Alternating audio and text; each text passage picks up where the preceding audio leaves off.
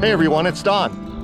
I'm coming into you for my next episode in 4 Seasons at Cedar Bog, Spring 2025 edition. So let's go. It's May 15th, 2025.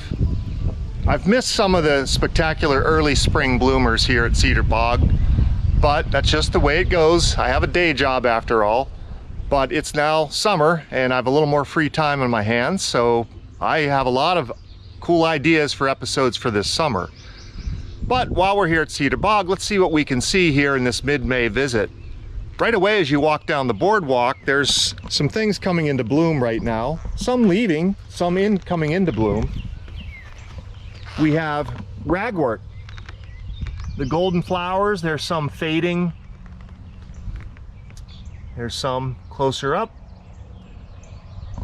All right, there's several species of ragwort. Golden ragwort, some are native, some are non-native, but these are native ragworts. And then the white flower you see near it, making a nice little display, is called corn salad. Little white flower. I do not know the history of why it's called corn salad, but it is has bright white flowers, masses, and likes wet soils. So here at Cedar Bog, which is a wetland, of course, we have a lot of things that like wet soils. So those are our first 2 species as we head into the bog.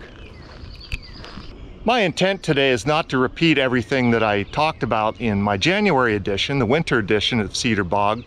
So I'm going to point out just some certain things that I see today in the context of what I introduced in that episode. So if you are interested, go back and view that episode from January 2025. But the next plant is an important plant to me and a lot of people. Even though it's not native, I just know it to grow here abundantly in Cedar Bog, and that is hops. So these leaves right in front of you, these are hops. Okay, you might notice the appearance of that leaf and how similar it looks to something else, cannabis. And indeed, that similarity isn't just by chance. They're in the same family. So this is hops, you know, the very hops we use in beer making and as a flavor and chemical additive to lots of foods and drink. But it's not native. It was brought here for that type of industry by European settlers, and it does grow wild in Ohio. And so there's hops, it grows abundantly here. Later in the season, it'll flower and make its cones. And those cones, those hop cones, are what you actually use in the brewing process for its flavor, bitterness, and antibacterial, antimicrobial properties. Okay? Hops also has an interesting name. Its scientific name is Humulus lupulus, and those are 2 words with 6 U's in them, and I'm not sure how common that might be, but Humulus lupulus. There's hops. That's an important plant to a lot of people, including me. At this mid-May time point, we sort of turn the corner from spring flowering things to later spring, early summer flowering things. So I see a lot of trees, shrubs, plants just setting up to flower that aren't quite there yet. There's lots of stuff happening, but there's an interesting little tree I want to talk to you about here, which you can see as we approach the white cedar forest ahead of us, the white cedar swamp. And that's this tree over here. It's a small tree with these finely divided leaves. You can see it is just, I think it has just flowered. That's a tree called prickly ash. Okay, it's all through this area. And this tree is important. It's not actually an ash. It's in the citrus family, which is kind of crazy that there are members of the citrus family here in Ohio. But this is an important tree because it's the host plant for our largest butterfly in this part of the world, the giant swallowtail. And so it exclusively eats members of the citrus family and maybe a few other species, especially in this particular tree. So it's a specialist. Its larvae, its caterpillars eat this tree. If this tree weren't here, the swallowtails couldn't be here. So that just Tells you a little bit about the importance of that tree. And it's not a particularly uncommon tree, but it's not everywhere. Okay, I find it in small populations like this in various places. I see it fairly frequently, but it's not super abundant. And therefore, you don't see giant swallowtails that often. They are a special butterfly to see. So what we're going to do too as we walk in this direction is make this transition I think I talked about when I was here in January, where you leave this open wetland area and enter the cedar swamp ahead of me. There's an abrupt transition in light levels and temperature. And so it's a pretty warm day. It's probably in the early or low 80s today. One of our warmest days this year so far. But here I can just sense as I enter this cedar swamp, it's getting darker for one. It's an overcast day, but still. And importantly, it's dropped probably 5 or 8 degrees just walking into this cedar swamp. All right, this, as I said, it's really nice to visit this spot in the summer. July, August, when it's 93 degrees up there out by the parking area, and it might be the mid 80s down here or so. So I'm entering now the cedar swamp, and it's starting to get its primeval look. Of course, we have large skunk cabbages lining our walk here. The ashes that remain in this preserve, like black ash, are really leafing out. Young black ash and green ash. Here's a really nice spot with all these large primordial looking skunk cabbages. One of our first flowering species of the year. And I'm seeing in front of me a rabbit. Okay, that's my first animal. It's to my right under a skunk cabbage. Not sure if you can see it over that log. There it goes. All right, so first animal of the day. One thing I do hope to see today are skinks. They really like to use this boardwalk, 5-line skinks. Hopefully I'll catch some of those on camera. So let's keep going. I'm about to now head out to the sedge meadow. Just give you a look at that. There's not a whole lot flowering out here yet. That'll be a highlight of when I come back in the summer. But we'll just take a peek at it anyhow. Here's our first look at the sedge meadow out there. Some woody encroachment here. But I'll keep going and I'll stop at my next highlight. We've crossed a little bridge and we're looking at the east branch of Cedar Run. And all I'm really trying to show you with this shot is the color of the water and the sediment. It's very orangish brown. And that's because it's very tannin rich. And those are tannins that leach out of the rich vegetation here at Cedar Bog, including from these cedars that you see all around and other vegetation. That's really common to see in clear waters that flow through forests, particularly forests with coniferous species, evergreens, pines, hemlocks, cedars. And so that's tannins that are well, have that color when they have light shined at them, and they take long to break down.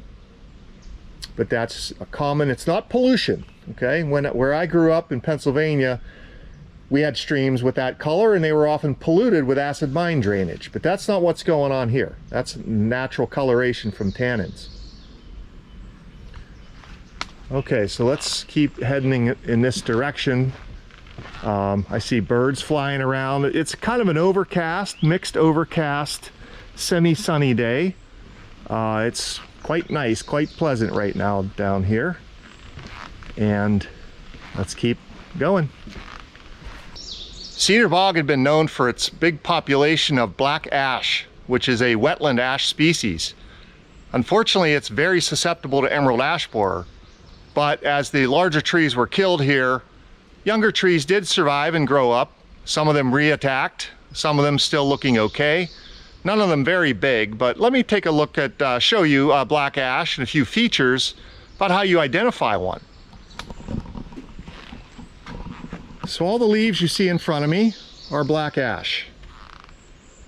Okay, the one thing you can see right off is that the leaflets on the compound leaves of black ash are connected directly to the rachis, right here.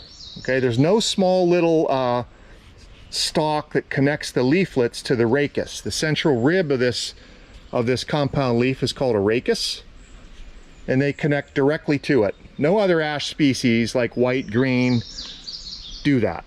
Right, so that's when you see the leaves of black ash, that's the key indicator. The bark of black ash is also very spongy. So if you look at this one, you can see how spongy it is. That's another key indicator of black ash.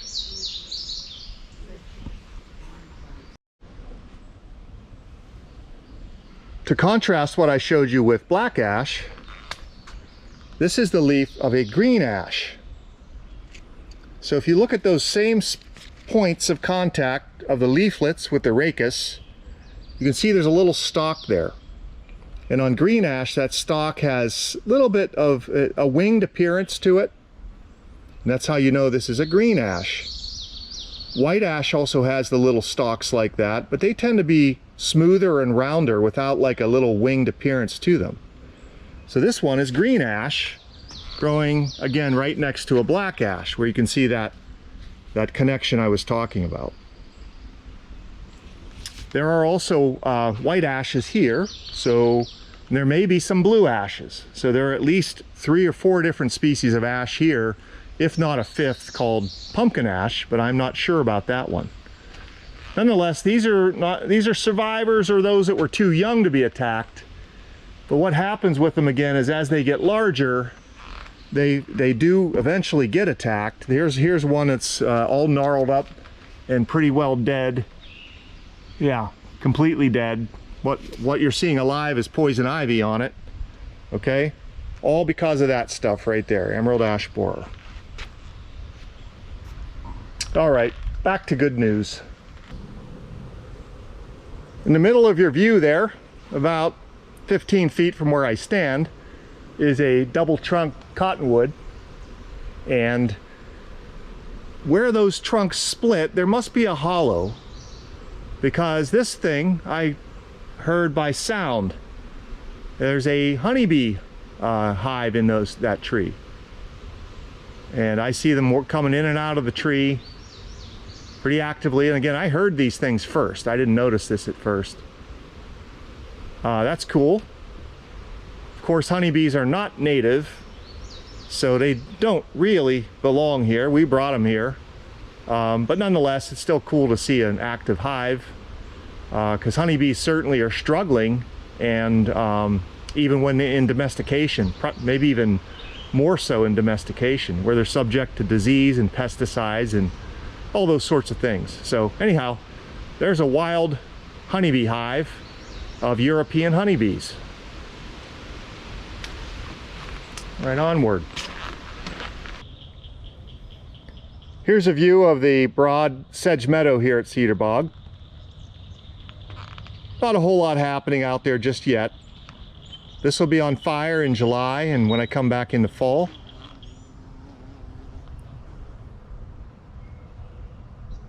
All right, so there you have it. Just behind me though, I'll highlight something I pointed out in January, which was not in leaf. Is this plant, which is a dwarf birch, which is one of our glacial relicts, native to parts much more north of here, but was pushed down here by the glaciers and stayed here because it found a suitable living habitat in these soils that are cooled by this spring water. This is a fen again. You can see the water's actually running at this point. And this is all groundwater. It stays relatively the same temperature all year long. Winter, spring, and summer, fall. And that moderates the temperature in the summer and keeps it a little bit warmer than the average in the winter. Okay, that's the key to fen wetlands. All right, so let's continue around the corner here. Just a little more sedge meadow. Then we'll head back into the swamp forest.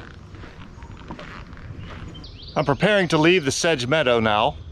But before I do so, just take one more look at that. I want to point out that another thing Cedar Bog is well known for is its dragonfly and damselfly diversity. And you'll often see these things flying out here. I saw a few.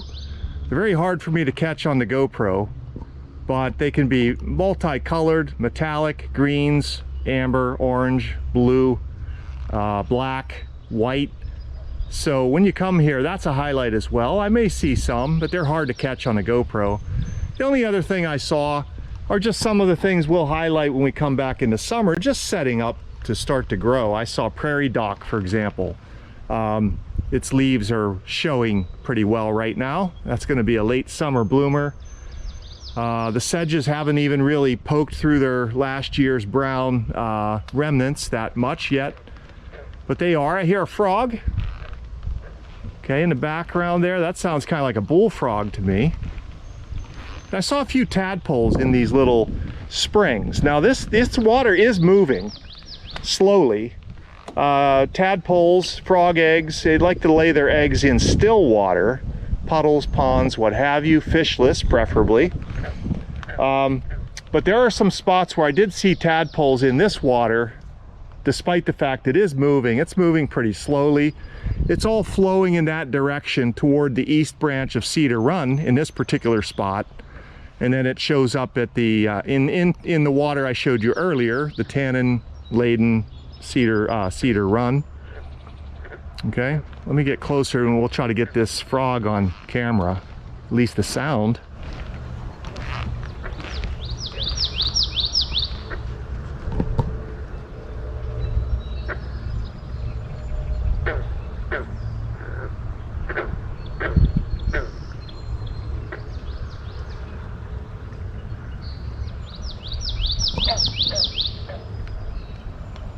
Maybe a little. I see some damselflies as I was pointing the camera in that direction as well. So let's leave the sedge meadow now, get back into the woods, and head down into the larger branch of Cedar Run. I guess would be the main branch or the west branch. I'm now along the banks of the west branch of Cedar Run, which is over to my right. And again, as I described when I was here in January, this stream was dredged and straightened. So the soil you see on my right here is dredge that they brought up out of the stream to straighten it, maybe as far back as 100 years ago or so. And what you can see in this little vicinity are some standing water. There's some standing water, again, with that orangish tanniny color, maybe some iron as well in there. But what I'm going to show you here is how tolerant black ash is of water like that, why it is known as a wetland ash. You can see these stems, these are all black ashes growing here, and they will grow right in standing water. That's not true of many other ashes other than pumpkin ash, which is pretty rare. Okay, so that's not uncommon to see that. So as you can see, a lot of young black ashes here. Of course, if you look up though, once they reach a certain size, unfortunately they get killed by emerald ash borer. So I hate to keep harping on that. I keep hoping, you know, to see them flourishing, but they do get caught in the end. So here we're going to walk along and just see some things along this straight stretch. Oh, here's the thing I'd like to point out to you too. There are a few invasives here. They work hard at trying to remove invasives here, but there are some. You can't escape them. Here's our ever-present amber honeysuckle, Linicera macchii. But here's one called multiflora rose. Okay, this species was brought here as rootstock for commercial ornamental roses, which were grafted onto the rootstock of this species. Okay, this is Rosa multiflora. Unfortunately, this has become an invasive species, and it's a nasty one because it has these curved barbs that are very tough. When they get in you, they really catch you. But sometimes you see something on this species that looks like this. All right, that's a disease. Okay, that's a disease that causes what we call witch's brooms on the foliage, where it causes it to bunch up and grow in a malformed way. They're often very reddish looking. All right, now that's a disease that's vectored by mites that are in turn vectored by things like birds or just the wind. They're really tiny, small mites that carry this disease and will infect multiflora rose. Now, that sounds like a good thing. That might knock back this invasive species, and that's true, but unfortunately it can get on commercial roses as well, which of course people don't want. So here's some more affected by that disease. Okay, so that's witch's broom on multiflora rose. Both a good and a bad thing. What else are we going to see along this stretch? This is a stretch I'll often see skinks. So there have been a few people here with me today, and you know, when they walk down the boardwalk, they scare what's ever on it away, and it takes them some time to come back. So I've not come across a skink yet. A good time to see them is in the morning when it's cool and they come out onto this boardwalk to warm up. So you can catch them when they're a little slower and they're intentionally on this boardwalk to warm up, to get started. Here's the west branch of Cedar Run. In it you can see watercress growing, a non-native member of the mustard family, of course edible, and it's flowering out there with its little white four-petaled flowers.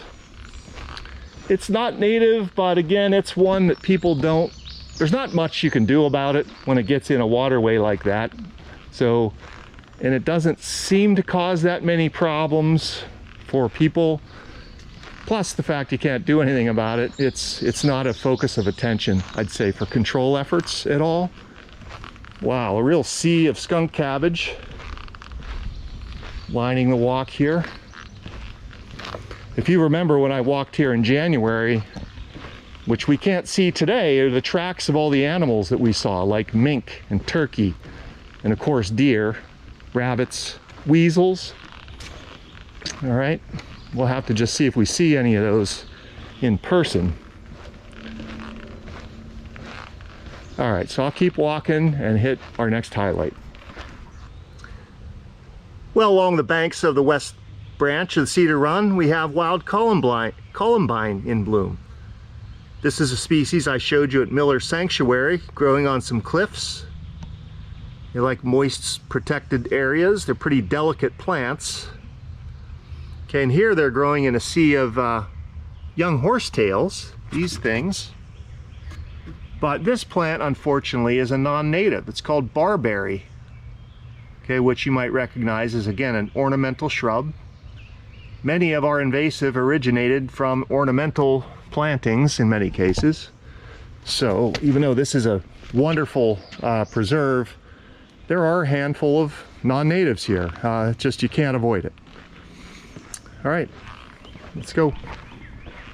In terms of large tree highlights here at Cedar Bog, there are giant tulip trees, and this is common to several nature preserves in Champaign County where we are. And so along this big turn in the trail away from the west branch of Cedar Run and heading back toward the visitor center is one of the larger tulip trees you'll encounter in a 4-foot diameter range. It's a really massive, massive tulip tree. Tulip trees have been around looking almost exactly like they do right now for over 75 million years. So they are an ancient tree, part of an ancient flowering plant family. Magnolias are a little older, but they're an ancient tree. And to think that dinosaurs actually would have fed on these trees almost as they look today. Here's another. This one's, I think, a little smaller, still massive, approaching the 4-foot range, 3.5 to 4 feet in diameter. And then off to our right, and I see several in the distance, is another in that same range. Okay, so if you want to see massive trees, you can see that as well here at Cedar Bog. Okay, so let's go up this way where there's a nice swamp forest and see what is happening there, or has happened in the recent past. Here we are in the hardwood swamp forest, Just taking a look at what that looks like. The main thing I see blooming out there right now is a wetland ranunculus species, a buttercup. These bright yellow flowers. All right, very glossy flowers. We used to take buttercups and you hold them underneath someone's chin, and if you saw a yellow reflection on their chin, you'd say they like butter. That's what you use buttercups for. So they're blooming nicely right now. Maybe hard to catch on camera. What we did miss though is its relative, marsh marigold. So we can still see the leaves of marsh marigold. These large round leaves here. Okay, and there's a sea of marsh marigolds here as well. These would have bloomed like a month ago. That's one thing I unfortunately missed. A very similar flower, a little larger to the buttercup. They're in the same family, and is a real highlight here. I can see some of the seed capsules of marsh marigold here. Okay, from when it did flower.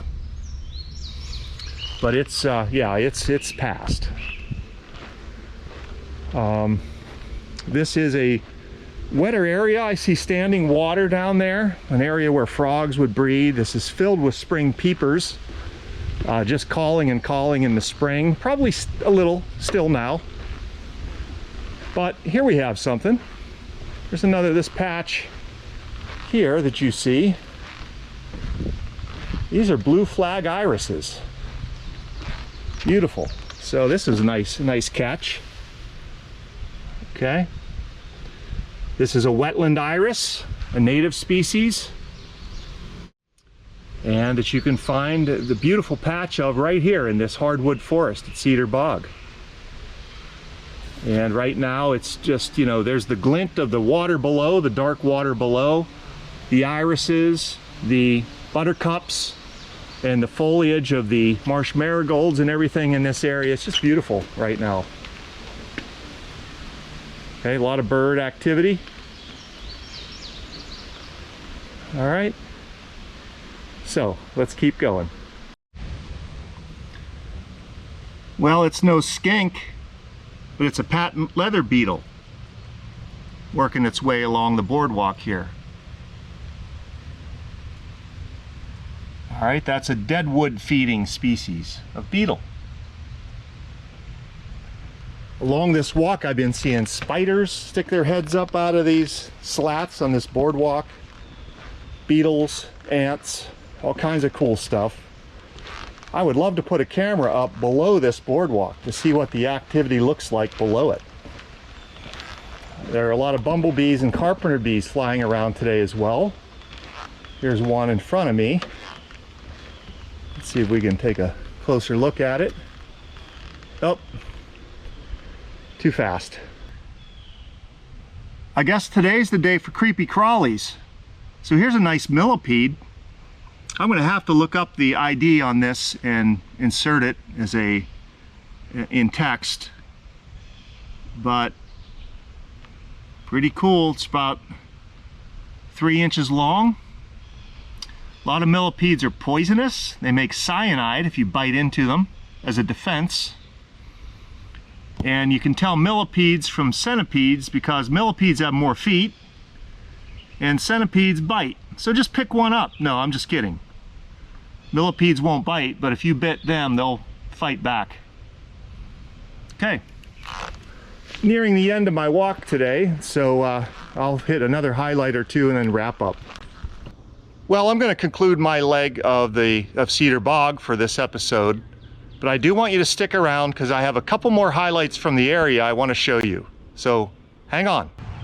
Cedar Bog's in the vicinity of Urbana, Ohio, so while I'm in the area, I will never hesitate to visit a special tree nearby. So I'm in the Oakdale Cemetery, a historical cemetery in Urbana, and one of the reasons I'm here is this tree. This is the former state champion post oak, Quercus stellata, which exists here in the cemetery. So this tree is quite gnarly looking.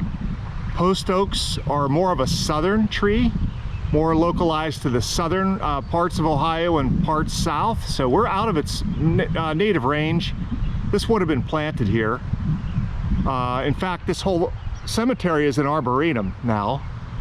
But this tree is in nice shape. I mean, it's in the midst of leafing out. Its leaves are not fully expanded yet.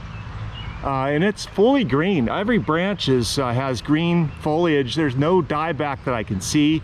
You can see a little bit of dead area in the trunk. There's been a little bit of management, but it looks like it's in good health. Now, as I understand, this is the former state champion. It's now number 2, I think, in the state in terms of state champion status.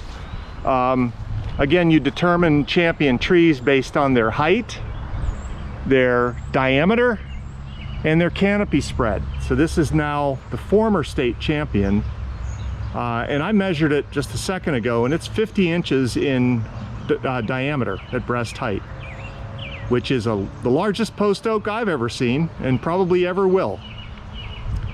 Let's take a look at the leaves. Again, they're not fully expanded, but post oak have a very unique leaf. And these are not really revealing that, as I've noticed, but they have a leaf. They're part of the white oak group of oaks. They have a leaf that the distal 3 lobes kind of form a cross, like a Maltese cross, and so that's how post oaks are identified. Here's another one, and again, as these get larger, that feature would become more apparent. Okay, but those distal 3 lobes kind of form a cross. They have a light gray bark. As you can see, it gets kind of craggy. It looks a lot like your standard white oak bark, but this is one that does not grow here natively, again, in the local woodlots and so forth, but is one of the large trees you can see here. And even as I stand here, there are giant white oaks around me. Many trees in this same size class. They probably are similar in age. I think this cemetery goes back to the 1850, roughly.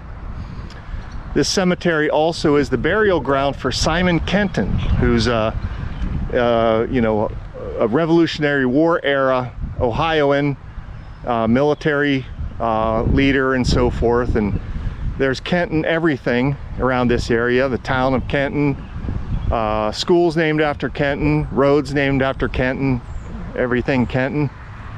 In any case, he's buried here. He is, the story with Kenton is he's thought to have been, interacted a lot with the Native American Indian population in Ohio, and was thought to be a little less biased than the average military official in that regard. So he's a little bit revered in that regard in this area. So, okay, this is the Oakdale Cemetery. Beautiful to visit. Lots of big trees here. Lots of oaks, many other sugar maples, spruces, things like that. And with that, I'm going to finally conclude this episode.